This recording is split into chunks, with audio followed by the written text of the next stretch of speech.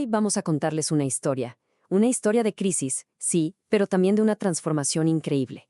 Es la historia de la redacción de noticias, de cómo es el lugar donde se cocinaba la información que moldeaba nuestro mundo, pasó de ser una fábrica ruidosa a un campo de batalla por la mismísima verdad. A ver, imagínense esto.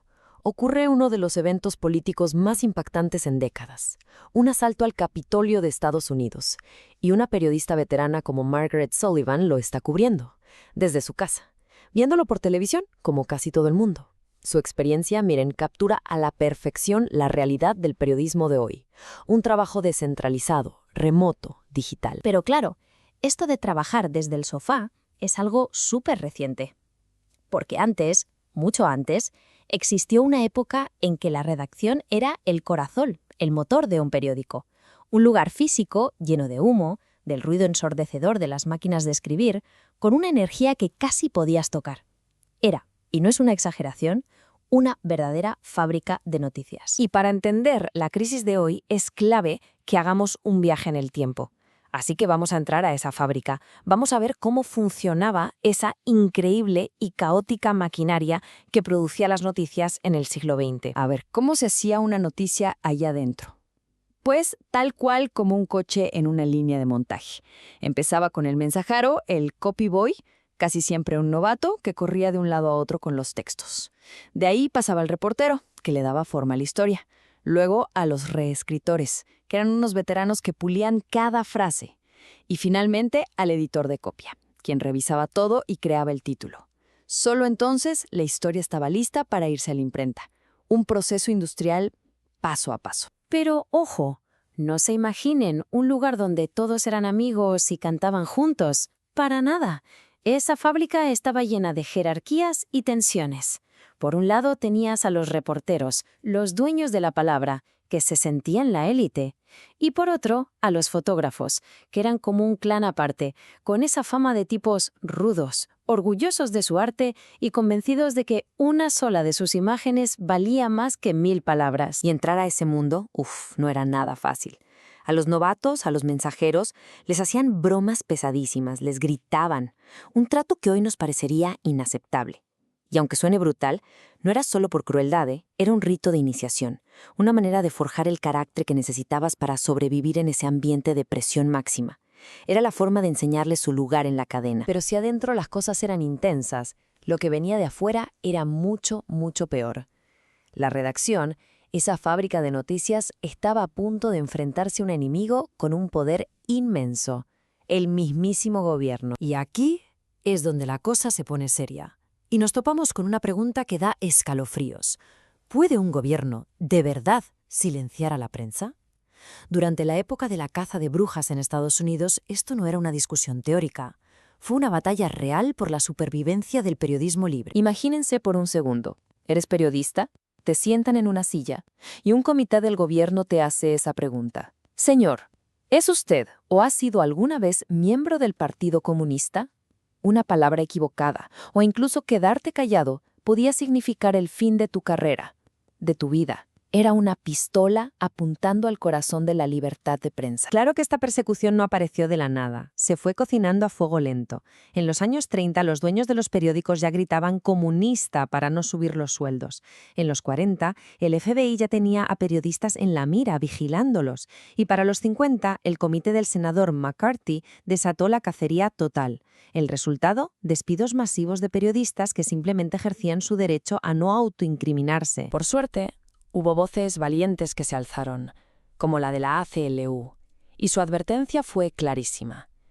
Si los propios periódicos despiden a sus reporteros por usar un derecho constitucional, están tirando piedras contra su propio tejado, están destruyendo la misma libertad que les permite existir. Aquí lo que estaba en juego no era el trabajo de unos cuantos, no. Era uno de los pilares de la democracia. La prensa sobrevivió a esa cacería de brujas.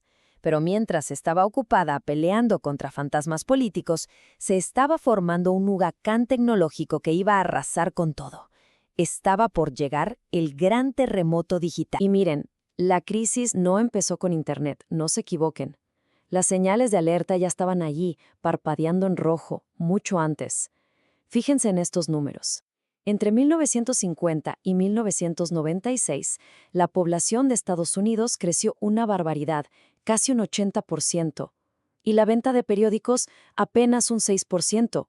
Los diarios ya estaban perdiendo la conexión con la gente. Su negocio se estaba desmoronando en silencio. Entonces, ¿qué hicieron los periódicos ante esto? Pues se aferraron a una palabrita que sonaba muy moderna y muy inteligente: convergencia. La idea parecía genial, ¿no?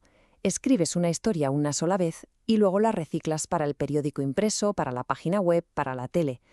La lógica era simple: adaptarse o morir. Y este cambio lo transformó todo, empezando por las herramientas del oficio. Piensen en esto. El kit de un reportero antes era una libreta, un bolígrafo, una cámara que pesaba 1 tonelada y, muy importante, monedas para un teléfono público. El de hoy lleva una redacción entera en el bolsillo. Un smartphone que es cámara, grabadora, editor y publicador. La redacción dejó de ser un lugar para convertirse en una conexión a Internet. Pero el cambio más brutal, el que de verdad lo puso todo patas arriba, no fue tecnológico. Fue algo mucho más profundo.